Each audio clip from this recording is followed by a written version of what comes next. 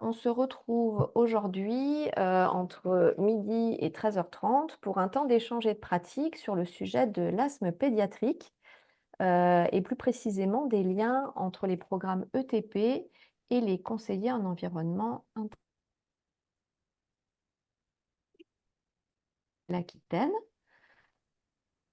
qui interviendra pour faire donc une présentation des enjeux et du dispositif. Petit point, habituel, concernant, la visioconférence, c'est enregistré. Si vous ne souhaitez pas apparaître, vous pouvez désactiver votre caméra. Le replay sera disponible a posteriori et puis nous allons, également mettre à disposition après ce temps d'échange un mini site dédié qui sera, dont nous allons, vous envoyer, après le lien. Nous vous demandons de garder vos micros fermés, mais de pouvoir, évidemment les réouvrir lorsque, vous voudrez poser des questions à la fin des 4 présentations qui seront faites. Et le chat est plus à destination des commentaires, puisque je suis seule à animer, ça sera un petit peu difficile pour moi de jongler entre les questions orales et les questions écrites. Donc j'aimerais qu'on privilégie des échanges, à l'oral pour vos questions. Voilà pour ce qui concerne cette phase d'introduction. Et un petit rappel de la plateforme ETNA qui accompagne le développement de l'éducation thérapeutique en Nouvelle-Aquitaine. Nous faisons régulièrement des webinaires sur différents sujets. Un des derniers en date concernait le sommeil, la qualité du sommeil chez les personnes atteintes de maladies chroniques. Vous pouvez retrouver tous ces éléments-là sur notre site internet et nous suivre sur le profil LinkedIn. Voilà. Je laisse la parole à Jeanne Fallu qui peut partager son écran. Alors, ouais, Philippe, d'abord, je sais pas. Oui, on avait dit que c'est moi qui Philippe, et commençais. puis Ah pardon, je c'était prendrai la dans suite. cet ordre-là, Pas de souci. excusez-moi. Non, il n'y a pas de souci. Effectivement, c'est pas très galant, mais on n'est pas là pour ça. Donc, c'est moi qui vais commencer. Donc, merci, Jeanne. Donc, merci à tous. Donc, comme vous le savez, probablement, je suis le chargé de mission régionale sur l'éducation thérapeutique du patient. Et donc, à ce titre-là, je travaille sur les politiques, le financement de l'éducation thérapeutique au niveau régional. Il y a donc on a une petite dizaine de programmes sur asthme enfant. Et l'asthme enfant est une pathologie chronique prioritaire en ce qui concerne le projet régional de santé de la Nouvelle-Aquitaine. Et donc, ça a été repris dans les pathologies prioritaires pour développer des programmes d'éducation thérapeutique du patient. Donc malheureusement, pendant cette période, on n'a pas beaucoup progressé en termes de nombre de programmes. On a progressé un petit peu en nombre de patients reçus dans ce type de programme, mais c'est vrai que faute de ressources humaines essentiellement, en tout cas c'est ce qui ressort de mon analyse des 5 dernières années, on n'a pas progressé autant qu'on voudrait. Néanmoins, j'ai pu observer de mon poste une pratique que j'ai trouvée tout de suite intéressante, qui était pratiquée par 2 ou 3 programmes, ça dépend à quelle année on se réfère, qui faisait intervenir les conseillers médicaux en environnement intérieur dans le cadre de programmes d'asthme enfant. Et quand je m'y suis intéressé, j'ai reçu que des retours extrêmement positifs et très honnêtement, ça m'a permis de comprendre et de connaître le métier de conseiller médicaux en environnement intérieur. Et donc, je vais faire une introduction très courte, hein. J'avais noté ça dans les bonnes pratiques. Et dans les bonnes pratiques, vous savez qu'on a un certain nombre de bonnes pratiques. D'ailleurs, on travaillait avec Etna là-dessus, sur les bonnes pratiques en éducation thérapeutique, qu'on essaye de diffuser pour essayer de faire en sorte que les programmes soient enrichis. C'est comme ça que, par exemple, on a aujourd'hui des programmes qui, tous quasiment, s'occupent d'une nutrition et d'activité physique. Et j'avais noté donc cette bonne pratique du couplage de l'intervention des CMEI dans les programmes de TP.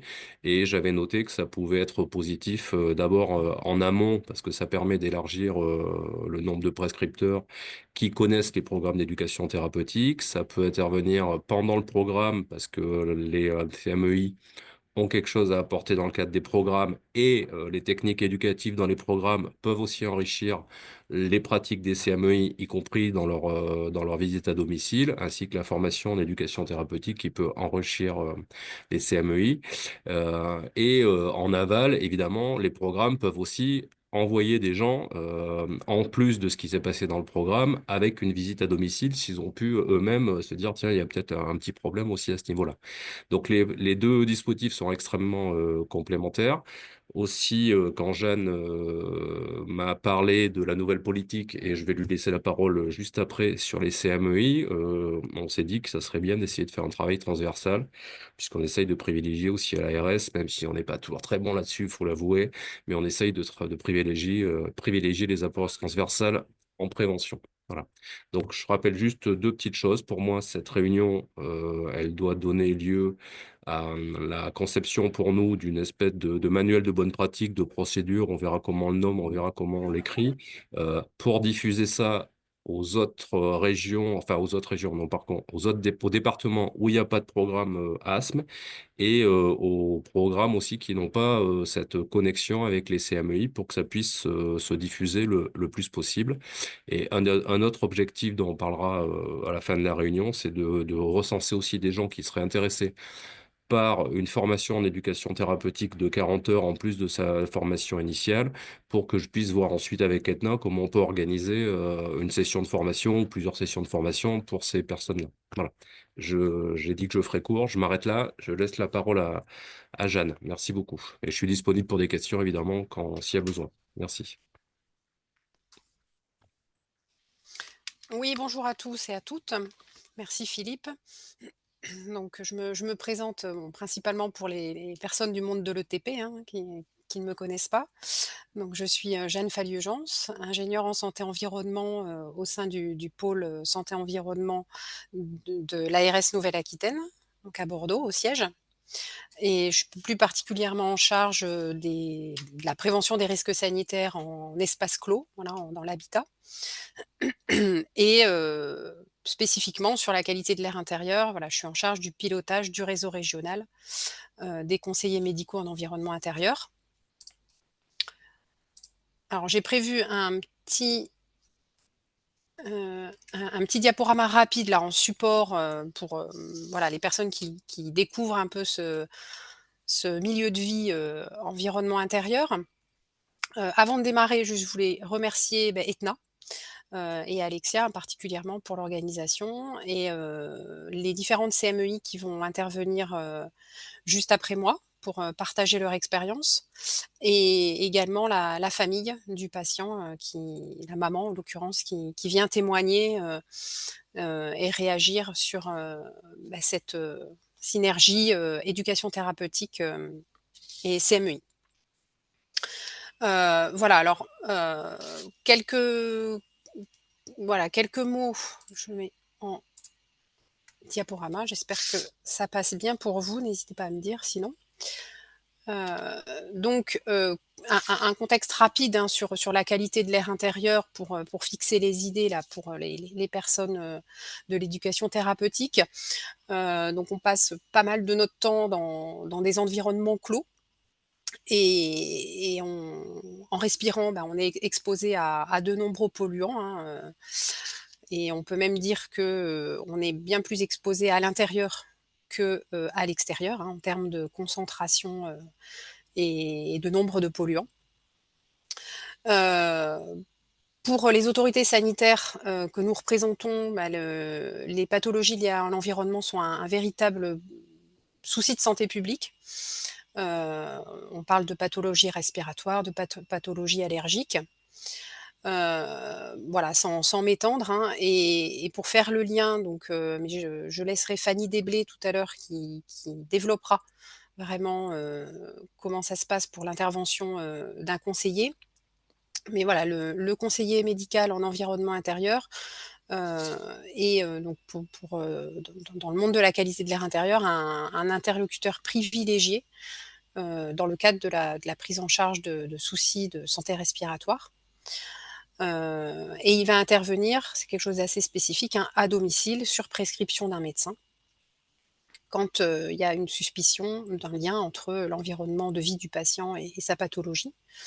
Avec 2 grands objectifs dans l'intervention, donc d'une part d'accompagner le patient dans sa démarche d'éviction des allergènes et des polluants, qui vont potentiellement venir exacerber les symptômes, et de compléter, d'éclairer le médecin, sur les informations concernant, l'environnement domestique du patient, en termes de polluants biologiques, mais aussi chimiques.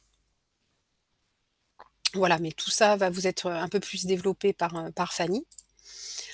Heu, un focus maintenant donc sur, ce qui se passe en Nouvelle-Aquitaine, et sur la construction du réseau régional, qui est né, en 2022.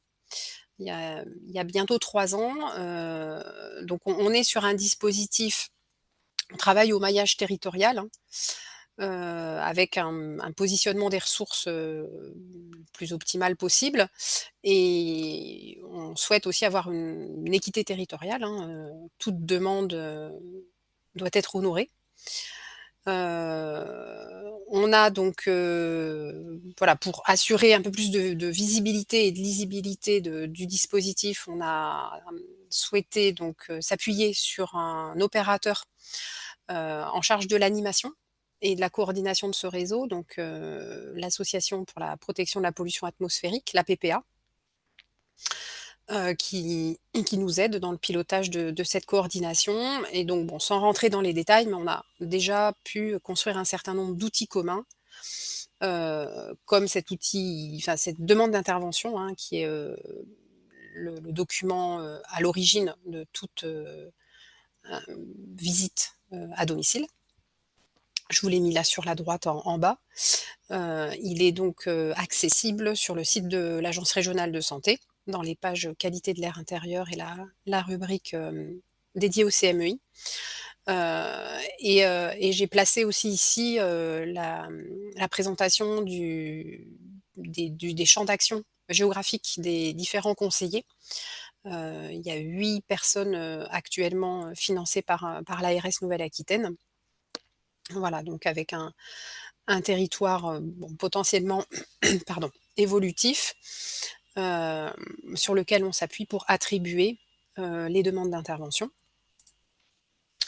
Et enfin, donc je voulais quand même préciser que, donc cette action, de visite et d'enquête environnementale à domicile, elle s'intègre dans le plan régional santé environnement, 4, le numéro 4 là, qui vient d'être signé, donc en co-gouvernance, hein, avec, la région et la préfecture. Donc c'est une action prioritaire, pilotée par l'ARS, et c'est bien aussi quand même d'avoir une, notion de coût. On est autour de 400 € par visite, en moyenne, avec actuellement, oui, autour de 400 visites annuelles à peu près par an. Donc on est sur un monofinancement, hein, par l'Agence régionale de santé. Heu, voilà, donc il nous a semblé important, de pouvoir, bah, nous, développer notre vivier de prescripteurs, heu et sur notre cible populationnelle prioritaire, hein, que sont les enfants. Et donc comme l'a dit Philippe, voilà, sans sans plus tarder, mais on souhaite vraiment favoriser, les liens entre les programmes d'éducation thérapeutique, dédiés à l'asthme pour les enfants et les enquêtes à domicile, réalisées par nos CMEI. Voilà, je vous ai mis donc le PRSE 4 et l'action spécifique, en exemple là du plan tout frais. Voilà, et donc excusez-moi. Pour ma part, j'en ai terminé, et bien entendu, je serai à votre disposition, pour répondre à toute question et réaction. Je passe la parole donc à Fanny, Oui, je crois qu'on en a un arrêtant le partage. hop, c'est parti. Hop,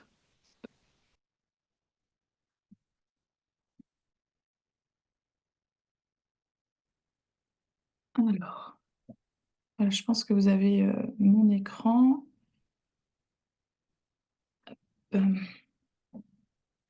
Euh, du coup, je vais vous présenter le métier et un petit peu comment dire, les interventions des conseillers médicaux en environnement intérieur, histoire qu'on puisse un peu, enfin, comment dire, avoir tous une même base là pour la suite des échanges et un peu comprendre quel est notre rôle chez le patient et les intérêts que ça peut avoir en fait pour à la fois les patients, mais aussi pour leur prise en charge en fait dans les programmes d'éducation thérapeutique. Pour commencer, j'aurais aimé vous raconter une petite anecdote. C'est une petite anecdote qu'on raconte souvent en fait pour expliquer un peu l'origine du métier. En fait, avant que le métier existe, il y avait eu on va dire un cas très particulier où en fait on avait une patiente qui était asthmatique sévère, qui était régulièrement hospitalisée. Et il se trouve en fait que cette patiente était stabilisée une fois à l'hôpital et dès qu'elle rentrait chez elle, se retrouvait à être réhospitalisée très rapidement. Et c'est vrai que au niveau des recherches, etc., rien n'était très clair et rien ne semblait expliquer cette situation, jusqu'à ce que, à force de discuter, d'interroger la patiente, les médecins se rendent compte que finalement, en fait, quand elle rentrait chez elle, à chaque retour chez elle, elle briquait sa maison complètement et elle passait notamment l'aspirateur. Et son aspirateur était stocké au final dans un local où il y avait eu un dégât des eaux. Et donc l'aspirateur en fait avait ses filtres et sacs, etc., qui étaient moisis. Et donc quand elle passait l'aspirateur, elle relarguait des particules de moisissure un peu partout dans le logement. Et ce qui expliquait au final qu'elle décompensait et qu'elle était obligée d'être réhospitalisée. Donc voilà, c'est en fait comment dire, cette histoire, cette patiente qui a amené en fait le professeur Deblé à lancer la formation de conseillers médicaux en environnement intérieur, qui existe là aujourd'hui depuis enfin, une petite trentaine d'années à peu près, et dont l'objectif est vraiment, comment dire, pour les conseillers derrière, de pouvoir accompagner les médecins et le patient pour qu'il y ait une prise en charge globale de la pathologie respiratoire ou allergique. Le conseiller, son rôle, ça va vraiment, bon, déjà enfin, comment dire, concrètement, d'auditer l'environnement intérieur du patient, c'est-à-dire se rendre au domicile et faire le tour du logement, émettre un avis en fait sur ça. Euh, D'objectiver la présence d'allergènes ou d'un polluant. Donc ça, en fait, finalement, en faisant le tour, voilà, et en fonction des pathologies du patient, le conseiller va rechercher en fait ce qui peut expliquer en partie la pathologie. Ensuite, l'objectif, ça sera aussi d'apporter des éléments pour compléter le bilan médical, hein. Les médecins, enfin voilà, l'intervention, elle va apporter des éléments aux médecins et permettra derrière certainement une prise en charge plus globale. Et enfin, le conseiller va donner des conseils personnalisés sur des mesures d'éviction, donc des allergènes ou des polluants, pour que le patient puisse améliorer un peu ses conditions de vie. Très concrètement, je vous présente là ici sur cette diapo là le protocole d'intervention en fait. Enfin, concrètement, qu'est-ce qui se passe? Donc, c'est-à-dire qu'un médecin va émettre une prescription médicale pour un de ses patients et va l'envoyer au secrétariat de la PPA, donc dont vous parlez Jeanne juste avant. Cette demande, elle va être attribuée en fait au conseiller en charge du secteur. On a vu qu'il y avait un découpage très clair du secteur. Ensuite, le conseiller va prendre contact avec le patient et convenir d'une date de rendez-vous en fonction des disponibilités. Et la visite aura lieu. La visite, ça dure à peu près 1h30 en général, hein. Parfois, c'est un peu moins, parfois, c'est un peu plus. Tout dépend en fait des situations. À la suite de la visite, le conseiller va rédiger un compte-rendu qui va être envoyé à la fois au patient, mais aussi au médecin prescripteur. Et l'objectif, c'est vraiment qu'il y ait un document, on va dire, de suite de cette visite, puisque la visite, enfin, comment dire, il s'agit vraiment comment dire, d'un one-shot, hein. On n'a pas vocation à retourner sur place régulièrement. Donc, du coup, ce document-là va permettre d'avoir un support, en fait, pour la suite. Je vais vous présenter ici la prescription médicale. Sur cette diapo-là, vous avez le lien là ici en bleu en fait, hein, pour retrouver le modèle de demande qui est disponible sur le site de l'ARS Nouvelle-Aquitaine. Et cette demande, en fait, on va dire, découpée en deux parties. Il y a une première partie avec les coordonnées, les informations sur le médecin, et ensuite les coordonnées du patient, ce qui est très important puisque nous, ça nous permet déjà tout simplement de pouvoir contacter le patient, hein, et ensuite de pouvoir organiser nos journées ou nos interventions en fonction de son lieu de vie.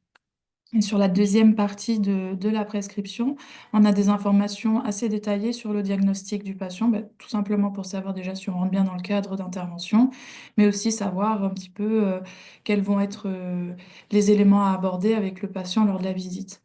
Et enfin, le médecin, il a aussi la possibilité en bas de remplir un peu ses attentes médicales, donc savoir si est-ce qu'on vient plutôt pour appuyer les recommandations du médecin, faire une recherche d'allergènes par exemple, aider à l'éviction, etc., etc.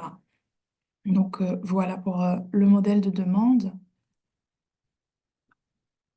Ici, on détaille un petit peu la visite type CMEI, donc qui se déroule en plusieurs étapes, si on veut dire. Il y a une première partie avec un recueil d'informations en fait sur les habitudes du patient et sur les généralités du logement.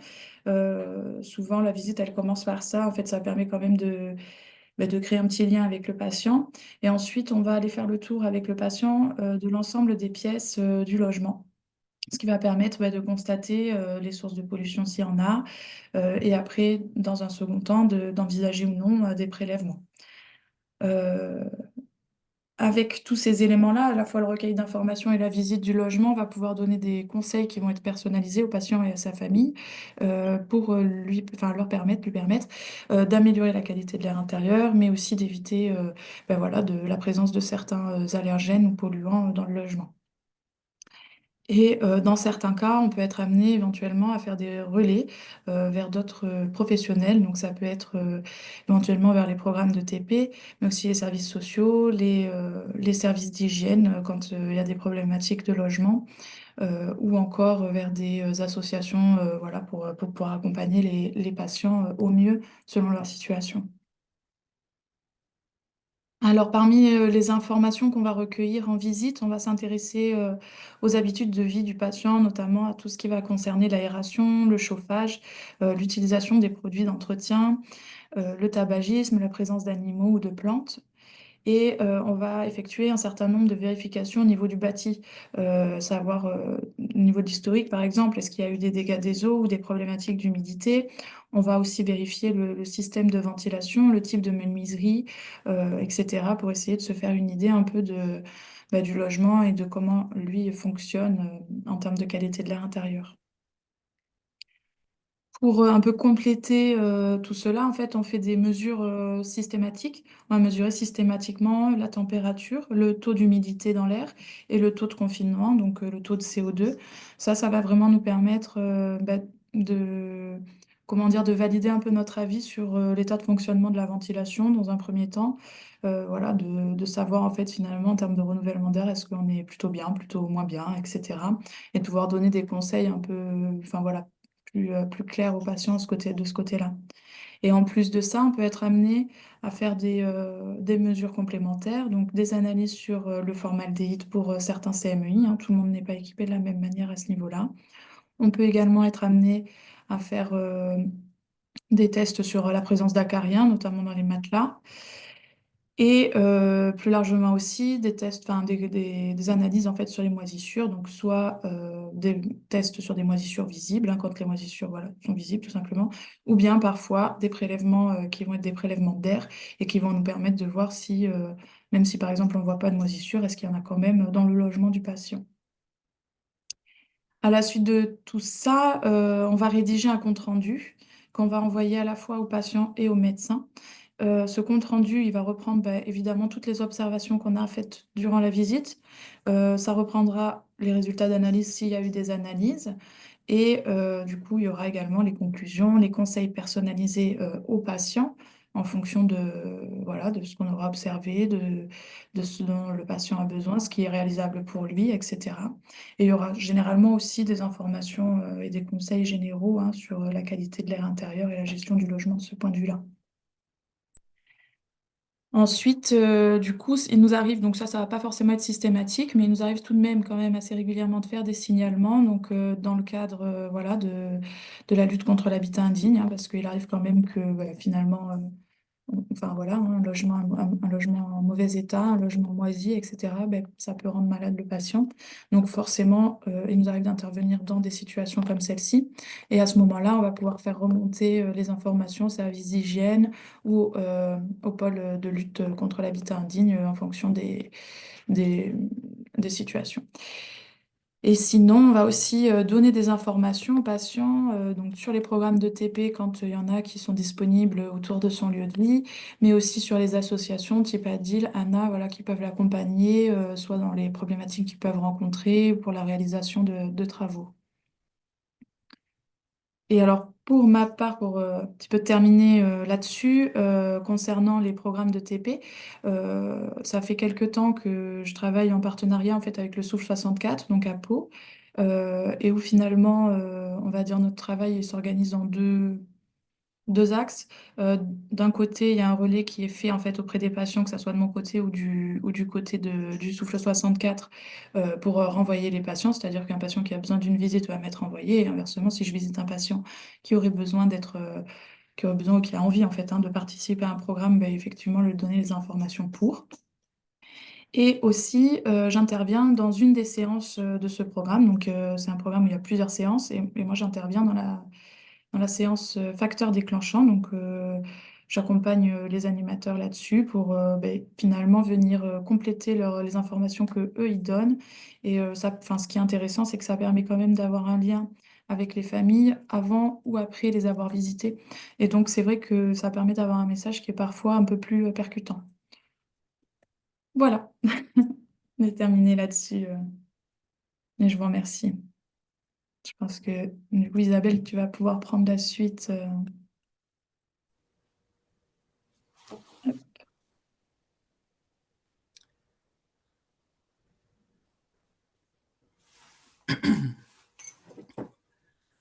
Bonjour. Alors moi je suis infirmière et conseillère en environnement au centre hospitalier d'Angoulême, donc en Charente. Mais donc j'ai les deux casquettes. Donc je coordonne un programme et je suis CMEI. J'ai une formation initiale d'infirmière et il y a un petit peu longtemps maintenant, une survolonté médicale, hein, des pneumologues qui étaient un petit peu en avance, ils avaient proposé de former une conseillère en environnement. Donc je me suis présentée et depuis 2012, j'anime et je coordonne le programme et je suis aussi conseillère en environnement. C'est très pratique. On peut passer. Alors, comment s'organise mon activité dans le service de pneumologie? Je suis à 40% à l'école de l'asthme. On a un programme depuis 2005. C'était des infirmières plus une kiné. Et aujourd'hui, donc, la kiné est partie. Donc, on a un versant environnement en plus. Et je fais partie aussi de l'effectif des explorations fonctionnelles respiratoires. Je suppose que tout le monde sait ce que c'est. Ça arrange bien aussi le service parce que moi aussi, je suis en relation avec les enfants qui viennent souffler et qui ont des problématiques de réversibilité. Donc, ils sont mes collègues et moi-même, on les oriente aussi vers l'école de l'asthme quand on voit qu'il y a des problématiques. Voilà.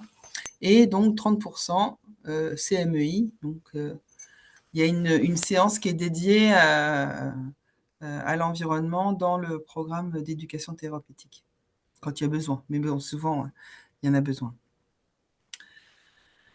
C'est bon. Vas-y, Alexia.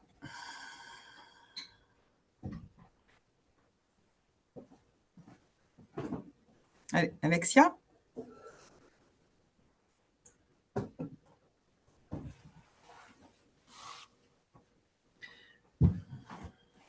J'attends Alexia pour qu'elle change le Je ne sais pas si slide. elle n'a pas des problèmes de connexion.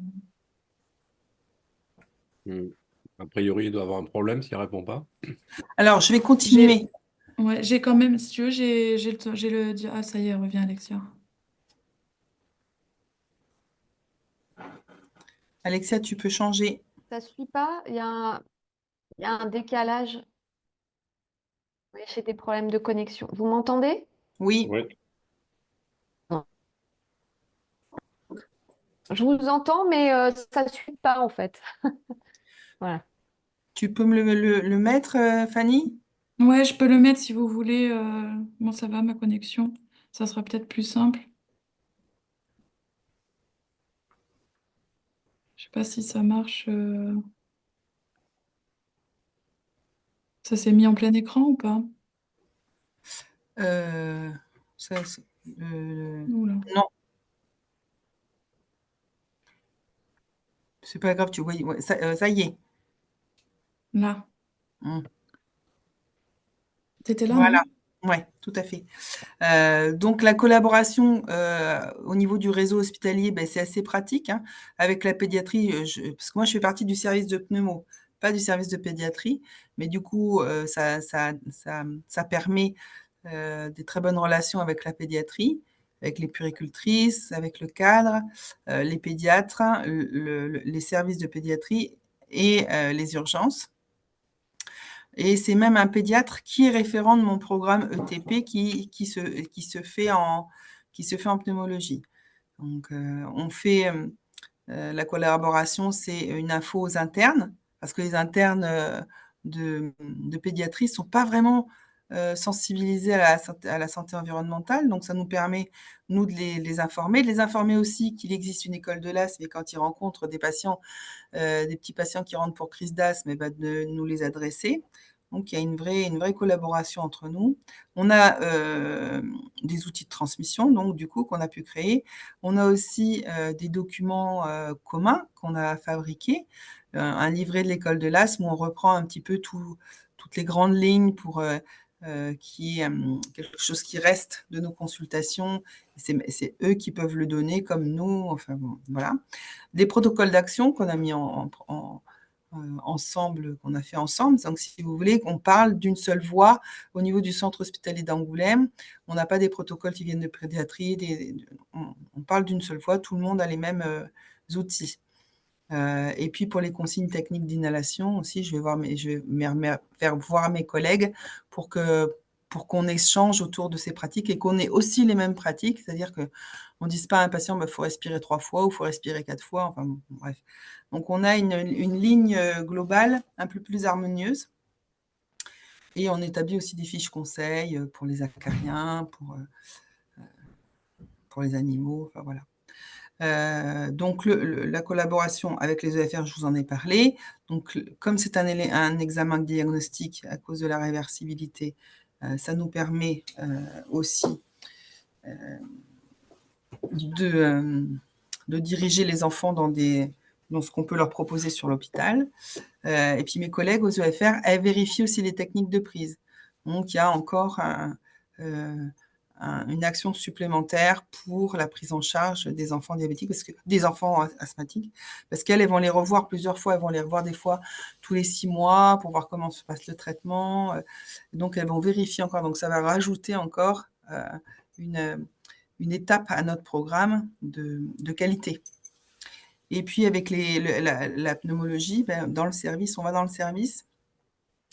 Et c'est pareil, là, quand ils ont des personnes qui sont asthmatiques, qui rentrent pour crise d'asthme, on va les voir, on leur propose l'école de l'asthme ou voir le conseil en environnement pour les aider à éviter de revenir en urgence dans le service.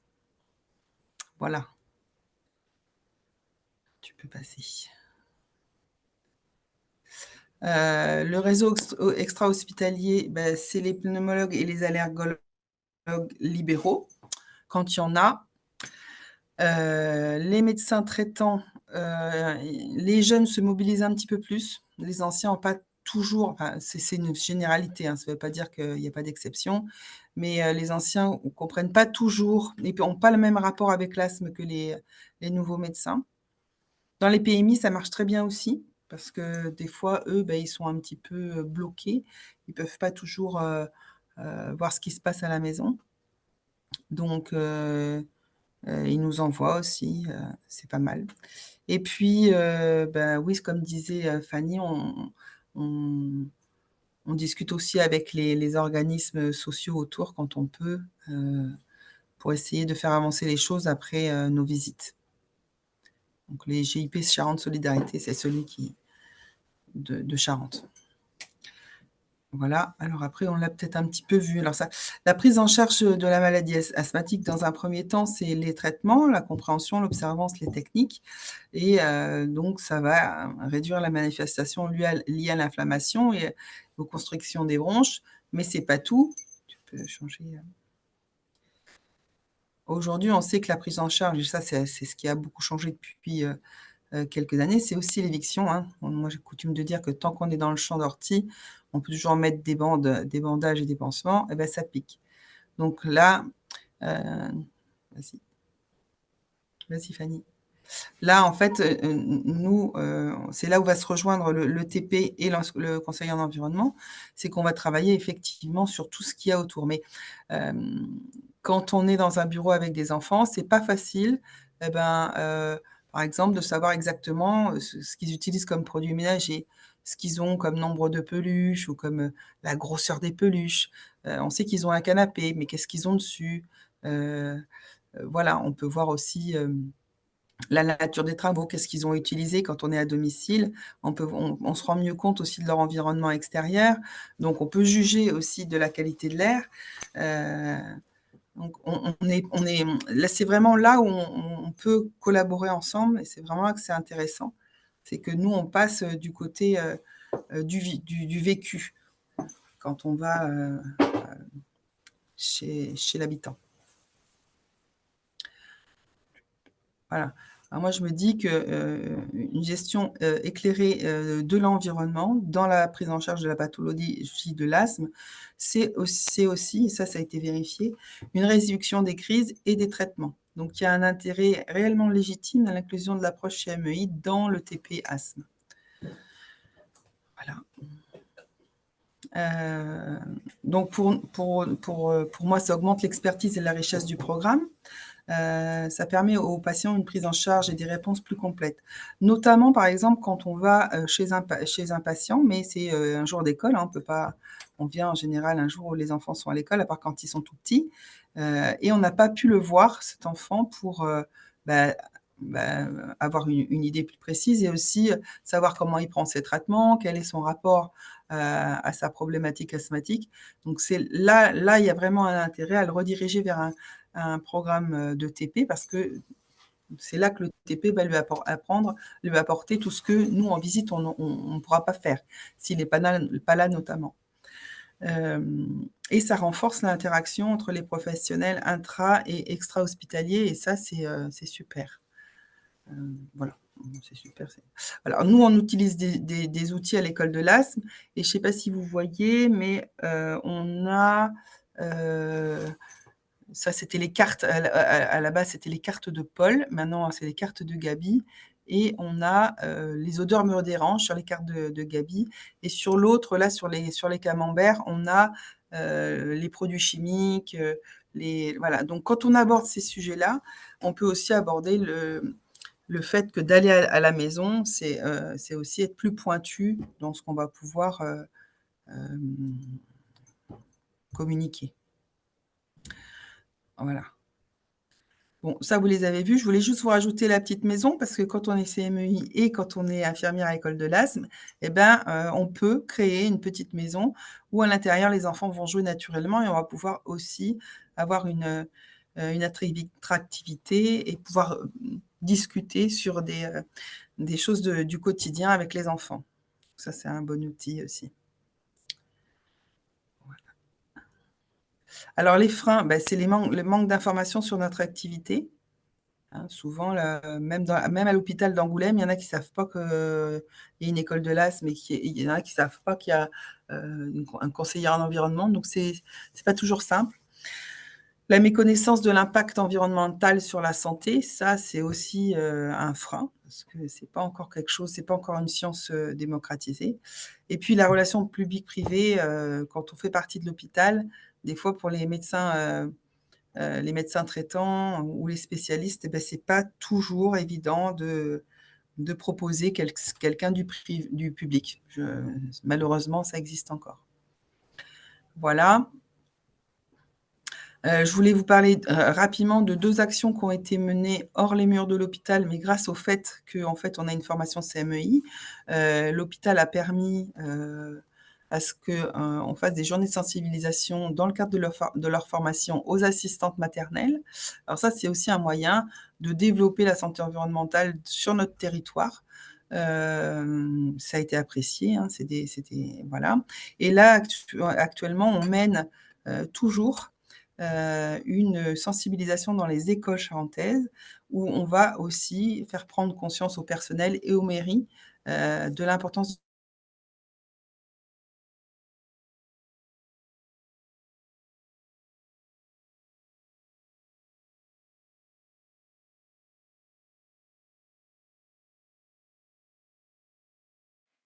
Isabelle, Il y a un souci de son. Ou elle s'est déconnectée peut-être? ouais, elle a coupé le son. Isabelle, t'as coupé le son, je pense. J'ai été déconnectée. Ah, Ah. super. Bon, voilà, au final, c'est dans les écoles, pour que les personnels des écoles et les élus soient sensibilisés et à la qualité de l'air, au problème d'asthme et le problème d'être en contact avec des polluants pour des enfants en bas âge. Voilà, donc voilà, des questions. Merci.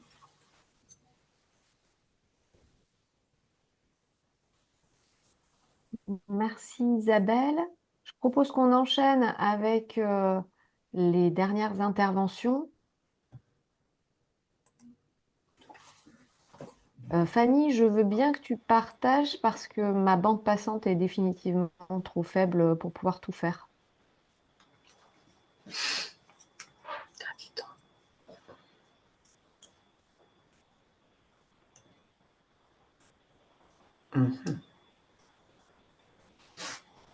Ça fonctionne là, non? Oui. Bonjour à tous. Donc moi je suis Anne-Sophie. J'ai aussi deux casquettes un petit peu comme Isabelle. Je suis infirmière en santé environnementale. Donc je ne suis pas infirmière coordinatrice de programme. Je propose des ateliers dans une structure qui s'appelle Villa Santé autour de la santé environnementale, à la fois aux patients et aux personnes qui bénéficient de programmes d'éducation thérapeutique. Et je suis également CMEI depuis 2 ans. Voilà, on va vous présenter un peu aussi les liens qu'on peut faire à Villa Santé. Donc Villa Santé, c'est une plateforme unique en France de santé publique, qui fait partie du service de santé publique du CHU de Poitiers et qui accueille dans un environnement enrichi les patients qui sont malades chroniques d'une part et qui participent à des ateliers d'ETP et d'autre part le grand public, c'est-à-dire tout citoyen peut venir à Villa Santé.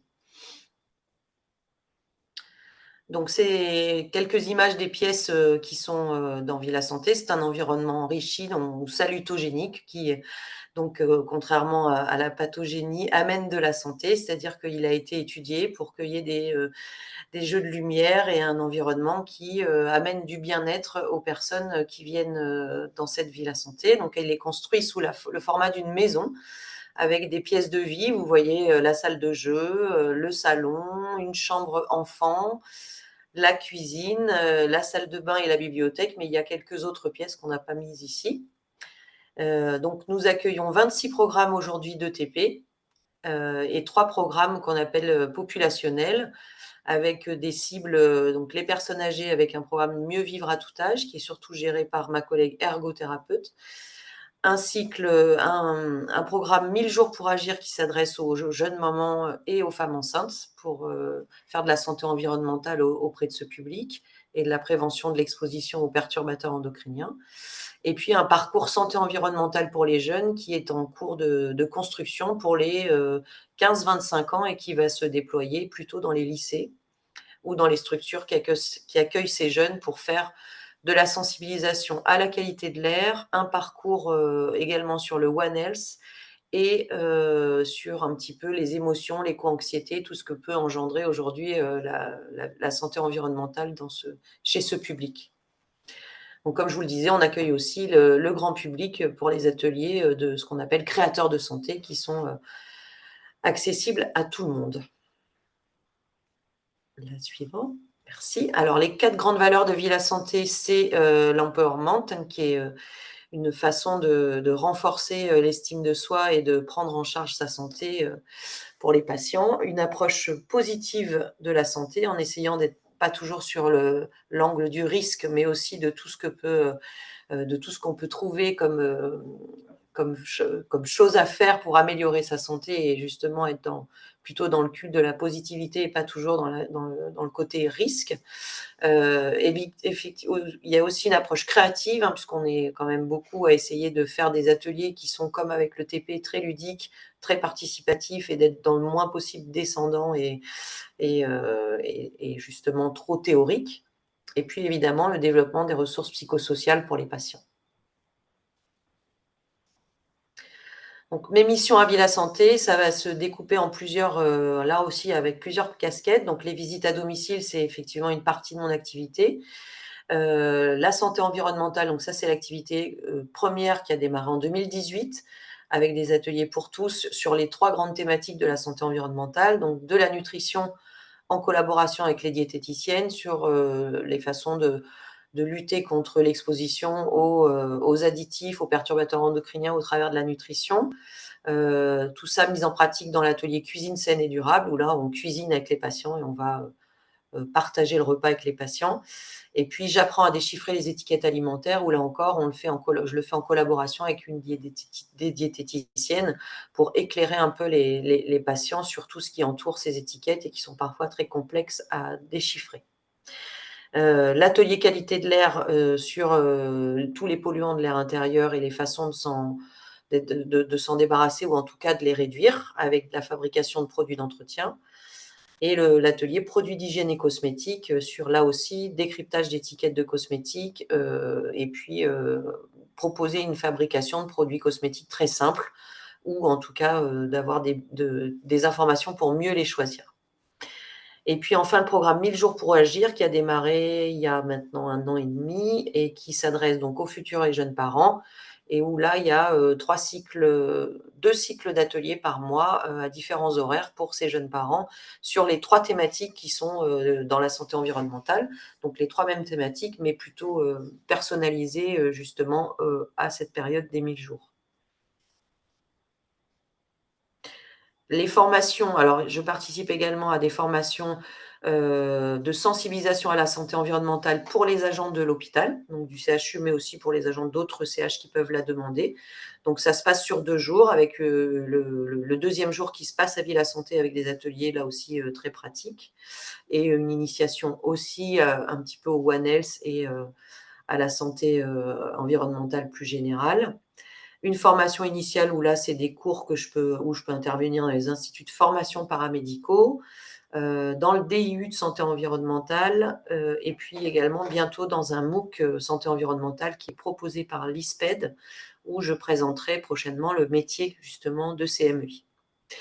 Et puis, ça passe aussi par de la création d'outils pédagogiques. Alors là, c'est toujours en collaboration avec les chefs de projet du CHU de Poitiers, puisqu'on a 3 personnes qui sont chefs de projet, dont une qui est plutôt dédiée à la santé environnement, avec lesquelles on co-construit des outils pour certains publics. Donc, il y avait le Qui perturbe mon environnement, qui est une déclinaison un peu du Qui est, que vous connaissez sans doute, où on va essayer de trouver les caractéristiques d'un polluant par élimination, exactement comme dans le Qui est.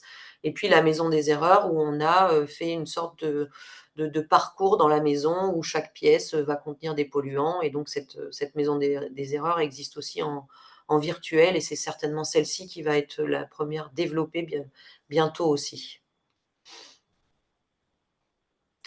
Les interventions, donc plus précisément de la CMEI dans les ateliers collectifs, donc ça va être également comme mes collègues, sur le programme enfants porteurs d'asthme viro-induit ou allergique, où là, il y a un atelier sur la crise d'asthme trimestrielle et où j'interviens beaucoup sur les facteurs déclenchants.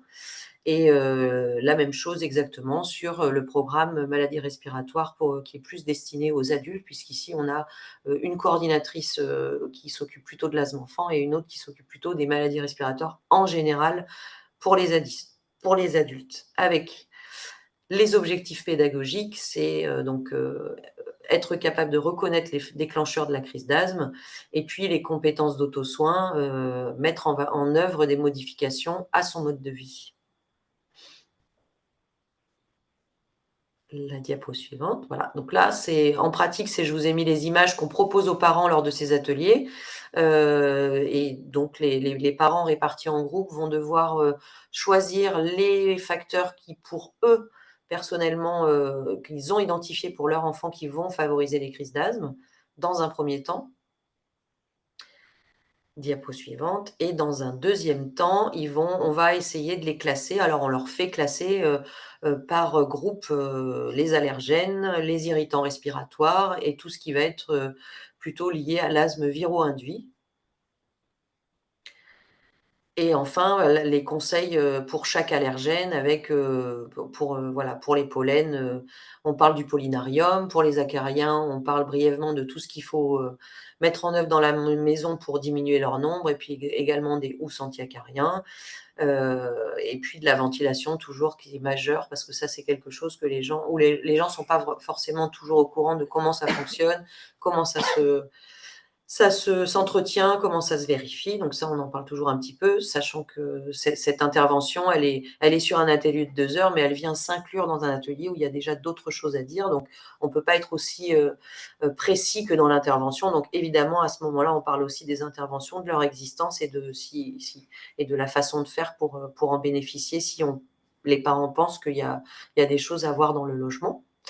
Et puis on parle aussi bien sûr des irritants dus aux produits ménagers, à tout ce qui est parfumant dans la maison. Et on invite aussi les parents à participer à cet atelier sur la qualité de l'air où tout ça sera beaucoup plus détaillé en 2 heures.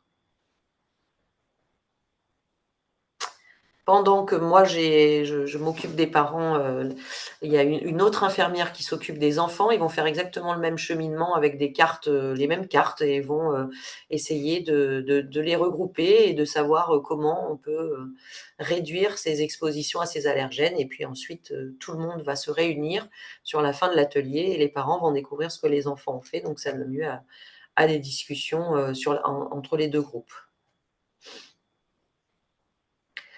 Alors ça, c'est lors des visites, en fait, j'ai toujours dans mes documents les petites cartes que Christelle et l'équipe ont confectionnées pour expliquer brièvement et rapidement ce qu'est l'éducation thérapeutique. Donc il y en a une qui est dédiée à l'éducation thérapeutique asthme de l'enfant et l'autre pour l'adulte. Donc quand le patient habite dans la périphérie proche du CHU, j'essaye de proposer des programmes ETP, mais la difficulté, les freins, c'est clairement la distance, puisque mes interventions en Deux-Sèvres ne vont pas permettre, par exemple, de proposer en tout cas des programmes sur le CHU, mais en tout cas, j'essaye de toujours parler de l'existence de ces programmes ETP, où qu'ils soient, si c'est à Niort ou si c'est aussi à Angoulême, mais c'est plus rare pour Angoulême, parce que je suis moins dans le secteur. Voilà.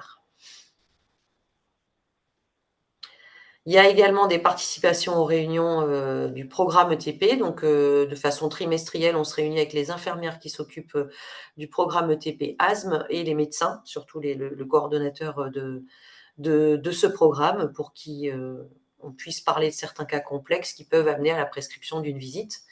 Et puis, il y a eu récemment une soirée qui a réuni une vingtaine de personnes avec la présentation de ce que peut apporter l'ETP dans la prise en charge de l'asthme et la présentation de la fonction de CMEI dans cette même prise en charge. Donc, ça a permis aux différents pédiatres et il y avait aussi la directrice de la crèche, par exemple, du CHU, tout un tas de professions différentes et d'allergologues qui sont venus écouter cette présentation. Ça a permis de créer du lien. Et je vais laisser la parole à Christelle. Je vais laisser ma place.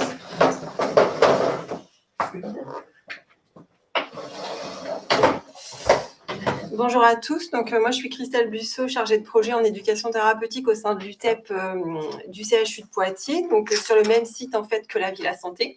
Donc je travaille étroitement aussi avec Anne-Sophie et l'équipe de la Villa Santé. Donc pour ma part, ce qui est intéressant, c'était de faire un petit peu le lien effectivement donc entre l'activité CMEI, l'éducation thérapeutique et donc le rôle de l'UTEP. Donc c'est vrai que nous à la Villa Santé et au niveau de l'UTEP, on a depuis l'ouverture de Villa Santé et déjà un petit peu avant toujours eu cet intérêt pour l'environnement effectivement autour du patient et des usagers. Donc comme le rappelait l'OMS en 2006, prévenir la maladie grâce à un environnement sain. Donc en fait, on s'appuie énormément sur ces différents facteurs donc d'environnement, de facteurs sociaux, de facteurs comportementaux et qui constituent effectivement un environnement total. Donc nous, l'idée, c'est vraiment de proposer quelque chose dans la globalité de vie de chacun. Et ça fait aussi le lien avec une ETP promotrice de santé qui va considérer donc ces approches environnementales. Et pour rappel, donc les objectifs, c'est vraiment de pouvoir développer les habitudes individuelles en fait et faire évoluer les comportements individuels donc des usagers, des patients, comme l'a illustré tout à l'heure Anne-Sophie, de s'interroger sur son environnement de vie, d'identifier des problèmes environnementaux qui peuvent bien évidemment être à l'origine d'exacerbation donc de la maladie, et tout ça pour pouvoir agir en fait sur des milieux favorables à la santé. Donc en fait, cette offre à Villa Santé, donc depuis 2018, effectivement, cette offre d'atelier en santé environnementale est proposée et on essaie de s'inscrire dans des projets pour pouvoir sensibiliser la population et les accompagner sur ces thématiques-là. Parfait. Au niveau de l'activité, en fait, les ateliers donc santé environnementale et notamment les ateliers sur la qualité de l'air sont proposés donc à la Villa Santé de façon transversale, c'est-à-dire que toutes les personnes qui viennent à Villa Santé peuvent bénéficier de ces ateliers-là. Et donc, on voit que dans les programmes d'éducation thérapeutique pour l'année 2023, on avait eu environ 46 bénéficiaires qui ont assisté à cet atelier. Et dans la part d'usagers grand public, on a environ 14 personnes qui en ont bénéficié. Et sur le diagramme de droite, on voit en fait que la répartition donc, des bénéficiaires par programme, on voit qu'elle est majoritaire pour des usagers qui viennent sur des programmes ETP Apprendre à vivre avec une douleur chronique, et aussi donc, sur les maladies respiratoires chroniques des adultes et adolescents, et suivi de près bien évidemment des enfants porteurs d'asthme viro-induit ou allergiques. Et puis, on voit qu'il y a aussi des patients donc, sur le programme ETP diabète ou bien un point en moins qui bénéficient également, qui viennent également à cet atelier sur la qualité de l'air. Voilà, donc dans le cadre des évaluations quadriennales qui sont liées donc, au programme d'éducation thérapeutique, nous, on a l'habitude d'aller rechercher le point de vue des professionnels de l'hôpital, des professionnels extérieurs et aussi le point de vue des patients et des usagers. Donc, c'est vrai que c'est intéressant dans leur verbatim de retrouver les effets des programmes d'éducation thérapeutique et avec, bien évidemment, l'accès à ces ateliers sur la santé environnementale. Et on peut voir effectivement donc, des résultats efficaces sur une diminution des symptômes de la maladie, une diminution du nombre de crises effectivement suite à la participation à ces programmes d'ETP. Comme le signalait tout à l'heure Anne-Sophie, il est bien redit par les patients et les usagers que cette approche ludique, elle est effectivement bénéfique et qu'elle apporte vraiment une plus-value dans la compréhension et dans l'engagement du patient et dans le développement de son autonomie. Voilà, donc on implique bien évidemment les familles aussi dans ces ateliers. Voilà. Et puis pour finir, ce que je trouve intéressant, c'était le verbatim de droite où effectivement il y a des parents qui déclarent maintenant ils ont modifié des comportements de vie, des habitudes de vie, et par exemple ça peut passer tout simplement par j'ai décidé d'enlever le tapis à la maison parce qu'on s'est aperçu effectivement que c'était déclencheur de crise. Voilà, donc voilà, c'est verbatim de patients qui sont assez importants. Je vais du coup laisser la parole à Aurélie qui va témoigner de son expérience justement sur cette thématique. Bonjour. Donc moi tout d'abord je remercie la Villa Santé de m'avoir proposé de participer à cette visioconférence. Donc moi je m'appelle Aurélie, je suis maman de 2 enfants dont un de 3 ans et demi qui a de l'asthme, qui a de l'asthme. Du coup, depuis sa naissance, il a été très souvent beaucoup de fois malade, avec de nombreuses toux, avec un asthme qui n'avait pas été diagnostiqué, puisque c'était des toux apparentés à une laryngite. Donc, sur ces 2 premières années de vie, on a beaucoup consulté, que ça soit aux urgences ou des médecins. Pour lesquels souvent était diagnostiquée une laryngite, où il a eu du coup des corticoïdes et des antibiotiques quasiment 2 fois par mois, toutes les 2 semaines quasiment, suite à des laryngites, et avec plusieurs passages aux urgences. Et en 2023, nous avons déménagé, nous avons changé de maison et la première nuit où on a dormi dans cette maison, notre enfant a fait une énorme crise de toux qui n'est pas passée. Du coup, nous avons fini encore aux urgences, où là, a commencé à être évoqué peut-être potentiellement de l'asthme, avec de la ventoline par moment, et qui n'est pas passé. Nous sommes retournés aux urgences et du coup, nous avons été hospitalisés pendant 3 jours, puisqu'il partait d'abord sur des aérosols d'adrénaline pour les 2 premières années. Et là, nous sommes partis sur des aérosols de salbutamol, qui l'a tout de suite amélioré. Donc, nous sommes restés hospitalisés 3 jours suite à ça, et où a été diagnostiqué l'asthme depuis toutes ces années. Où, suite à ça, nous avons été tout de suite pris en charge. On nous a conseillé par les urgences, donc l'école de l'asthme, où on a pu intégrer un parcours de l'asthme de l'enfant, avec une infirmière qui nous a pris en entretien, qui nous a expliqué l'asthme, les modalités, où nous avons compris du coup beaucoup plus de choses. Et grâce à cette école de l'asthme, nous avons pu avoir aussi et comprendre un protocole d'urgence et de mise en place de ventoline beaucoup plus précocement dès ses premières toux, sans forcément de crise. Suite à ça, nous avons pu participer donc justement aux ateliers que Anne-Sophie parlait tout à l'heure, donc à la Villa Santé, où dans le programme de l'éducation thérapeutique de l'asthme de notre enfant, nous avons été sur les ateliers, moi, sur les ateliers qualité de l'air, j'améliore mon environnement, fabrication de cosmétiques et fabrication de produits d'entretien, qui ont été très bénéfiques pour nous à domicile, puisqu'il y avait beaucoup de méconnaissances de notre part en fait sur l'asthme et l'environnement, sur les facteurs environnementaux qui pouvaient être mis en jeu sur l'asthme. Et suite à ça, grâce à ces ateliers, nous avons eu connaissance de la CMEI, dont nous n'avions absolument pas connaissance avant, et qui nous a été proposée. Donc, nous avons vu avec notre médecin référent, qui suit maintenant notre enfant pour de l'asthme, qui a fait cette prescription, et du coup, pour lequel nous avons eu une intervention de Anne-Sophie chez nous. Pour lesquels nous avons eu beaucoup de conseils donnés, même si j'avais appris beaucoup dans les ateliers. Cette visite à domicile a renforcé un peu nos connaissances que la Villa Santé nous avait apprises, et surtout faire des liens sur des choses qu'on n'avait pas forcément conscience, sur par exemple les bougies qui pouvaient être déclencheurs de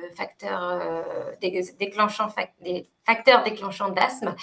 Voilà, nous avons pu apprendre énormément de choses, et grâce à des mesures aussi faites dans la maison, nous avons pu se rendre compte qu'il y avait certaines moisissures, et dont aussi dans la chambre de Com, dans la chambre de notre enfant, où nous avons du coup fait des travaux suite à cette première crise grave, on va dire, qui nous a nécessité une hospitalisation dès sa première nuit dans cette maison.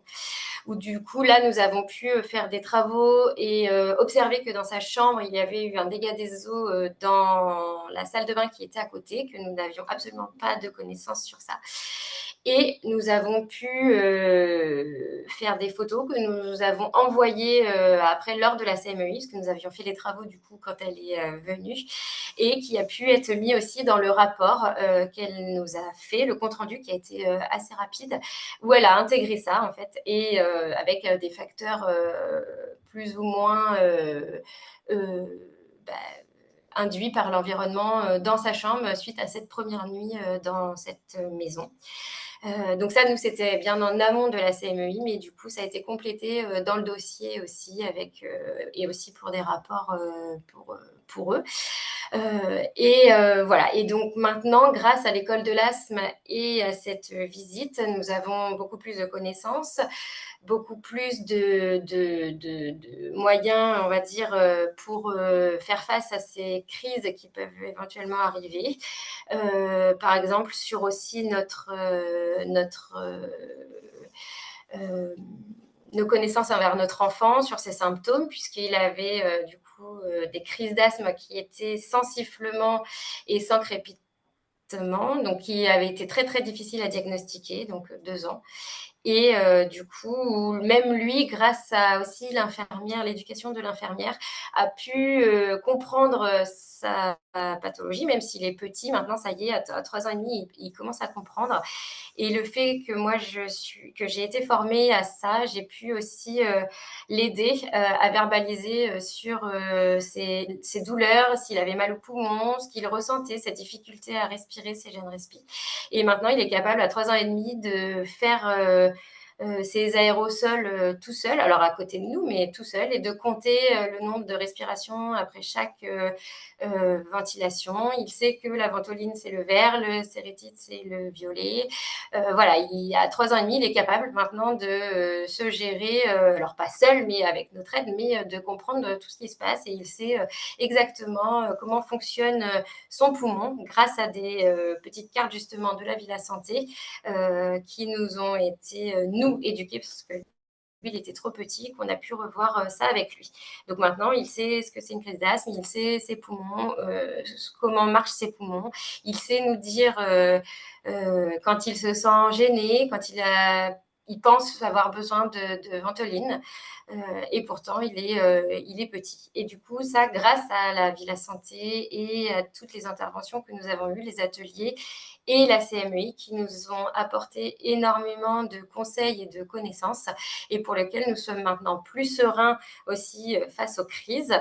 Par rapport à avant où du coup on ne savait pas trop ce qu'il y avait, et on avait plutôt tendance à pas paniquer, mais ne pas forcément comprendre ce qui se passait. Alors que là, on arrive à comprendre beaucoup plus, et en 1 an, il a fait 4 crises d'asthme qui ont fini aux urgences. Et depuis cette intervention de la Villa Santé, les ateliers et la CMEI, nous avons eu qu'une crise d'asthme qui n'était pas grave du tout, qui a été contrôlée avec de la ventoline et du sérétide tout de suite lors de la rentrée scolaire, donc avec les mélanges des virus scolaires. Et nous n'avons eu aucune hospitalisation aux urgences depuis ce parcours et ses connaissances. Et nous avons aussi mis beaucoup de choses en place au niveau de notre domicile suite aux conseils que nous avons eus. Voilà. Et des tests allergiques qui a pu être fait aussi à côté pour lui, et avec le lien entre ce qui a été vu à domicile et son allergie, les virus qui du coup sont aussi un asthme viro-induit. Et voilà, nous avons eu du coup beaucoup de positifs et de bénéfices grâce à ces interventions de ces professionnels. Car moi, à ce moment-là, du coup, notre enfant était quand même beaucoup malade. J'ai dû arrêter de travailler quelque temps pour eux, parce qu'il ne pouvait plus aller en collectivité. Et grâce à ça, nous avons retrouvé une vie plus normale, on va dire, et avec un enfant qui va bien, qui arrive à jouer, à courir avec d'autres copains, et qui arrive à nous expliquer si ça va ou si ça va pas, et qu'il faut se reposer, voilà, enfin, on a eu une très bonne prise en charge et un très bon retour de tous ces ateliers grâce à notre début de diagnostic et de prise en charge à la Villa Santé. Voilà. Je ne sais pas si j'ai été claire. Merci beaucoup pour ce témoignage par lequel nous terminons ce tour de présentation. L'idée de ce temps d'échange, c'est qu'il y a évidemment une place importante aux échanges. Vous avez la possibilité donc de privilégier plutôt vos questions à l'oral, comme je le disais en préambule, en décochant donc vos micros pour pouvoir prendre la parole. Et il me semble, Aurélie, que si je ne me trompe pas, vous êtes en plus à titre professionnel en train de vous former à l'ETP? Oui, c'est ça. Alors, est-ce que vous n'en avez pas fait mention, mais est-ce que c'est en lien avec tout ce parcours? Alors, pas du tout, puisque la formation ETP, ça fait 5 ans que je la demande.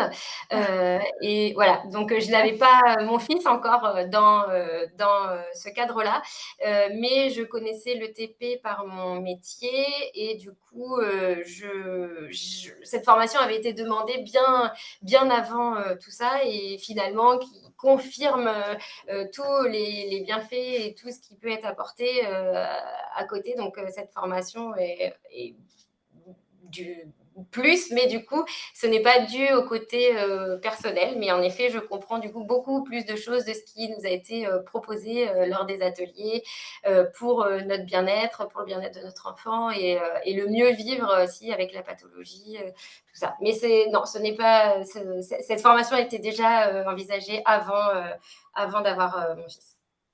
D'accord. Place à vos questions.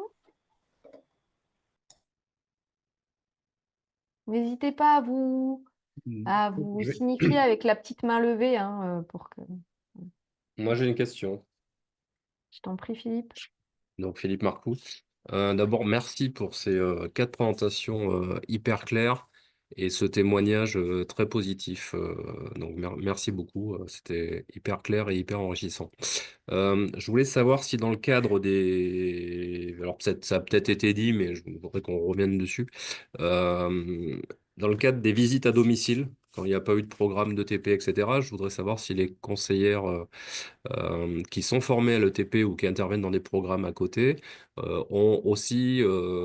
utilisent aussi l'ETP ou en tout cas ont un bénéfice de la formation ETP ou de la participation à un programme dans le cadre uniquement des visites à domicile. Est-ce que ça a amélioré les outils que vous utilisez, votre façon de parler aux gens, votre posture, enfin ce genre de choses par exemple, voilà. Ou pas?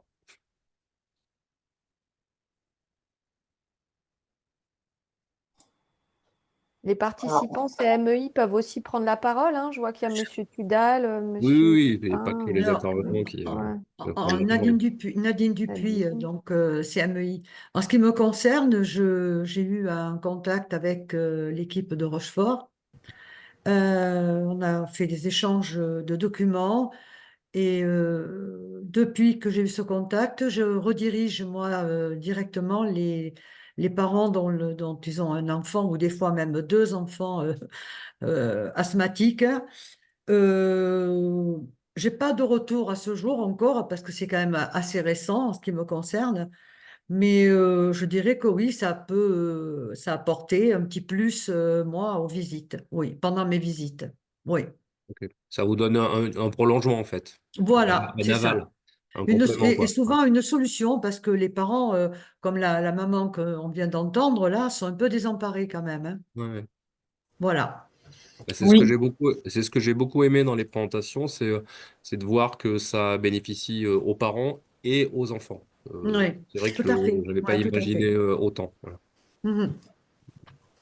Oui, alors moi j'aurais voulu rajouter quelque chose. Effectivement, après avoir fait la formation des 40 heures, on n'est plus jamais la même personne. Enfin, pour moi en particulier, c'est-à-dire qu'on trouve un énorme plaisir à ne plus être le détenteur du savoir et à tout donner voilà, on prend plaisir à faire sortir de la personne les connaissances et l'aider à créer son propre chemin. Ça, c'est vraiment, vraiment, ça a été un tournant, moi, dans ma carrière, les 40 heures de TP.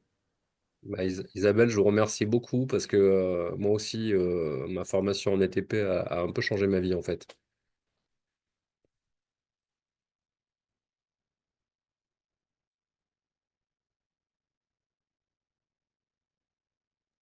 Juste Est-ce pour qu'il y a des rebondir par outils? rapport à l'activité CMUI, toujours sur ce sujet-là, c'est vrai que sur les dernières années de formation, à Strasbourg en tout cas, pour le métier de conseiller médical en environnement intérieur, il y a quand même des modules de formation qui concernent un petit peu l'éducation thérapeutique. Ah, Donc ça va pas d'accord. du tout être autant poussé que la formation des 40 heures, évidemment, puisque de toute façon la formation ne permettrait pas d'absorber ce volume-là. Mhm. Mais il y a quand même des, comment dire, des ouvertures là-dessus. Et ça permet quand même de se rendre compte des postures en fait qui vont être plus pertinentes à avoir et de l'intérêt en fait qu'il y aurait pour l'ensemble des conseillers à être formés à l'éducation thérapeutique. Mm. Alors, merci. Je vous appelle Fanny, excusez-moi. Merci Fanny. Oui, je trouve ça intéressant. Vous pouvez nous rappeler de combien d'heures allait votre formation initiale CMEI? En heure exacte, je sais pas, c'est plusieurs semaines en tout cas. Il y a Plusieurs 4 semaines. semaines de 140, formation après. D'accord, Combien tu dis, Anne-Sophie? 140. Voilà. d'accord. Ouais, ça représente Et du coup, quatre après, semaines à peu mais près. ouais, c'est 4 ça. Et semaines, après, 6 il y a quand semaines. même bon nombre enfin, beaucoup de choses qui sont abordées pendant cette formation. Donc, il y a beaucoup de sujets qui sont quand Oui, même oui. abordés de manière rapide, si je puis dire. Donc après, charge aux conseillers derrière de se former eux-mêmes, hein. C'est souvent ce qui se passe, enfin, c'est ce qu'on voit en tout cas partout en France, hein, que les conseillers s'auto-forment, enfin voilà, se tiennent informés pour être un peu, comment dire, encore plus compétents, quoi, pour arriver au domicile des personnes. Ouais, d'autant qu'il ne faut pas oublier que chaque région a sa problématique, hein. Il y a des régions, ça va être plus des moisissures, d'autres régions, ça va être plus sur les acariens. C'est très différent, hein, en fonction des régions. Ah, j'avais pas cette notion-là. Ah oui, si, si. D'accord. Mm. Effectivement, Fanny, je pense que la posture, effectivement, c'est peut-être quelque chose qui est beaucoup travaillé sur les 40 heures en ETP et qui peut apporter quelque chose en termes éducatifs. Surtout quand en plus on a des propos un peu scientifiques pour que le massage passe bien, peut-être que la posture, effectivement, est primordiale, quoi. Et en termes d'outils, est-ce qu'il y a des outils de l'ETP que vous avez pu adapter aux visites ou l'inversement, qui ont pu améliorer les choses ou améliorer simplement votre travail, la qualité de votre travail?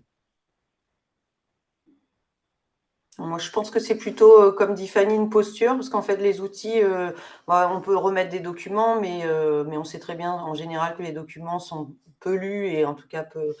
Et je trouve que c'est particulièrement important cette posture parce qu'en fait, on arrive quand même au domicile des gens et très souvent, ils n'ont pas exactement conscience de ce qu'on va faire exactement chez eux, qu'on va aller dans toutes les pièces, même si on leur dit au téléphone. Et c'est vrai qu'ils peuvent quand même globalement sur la défensive. Ouais.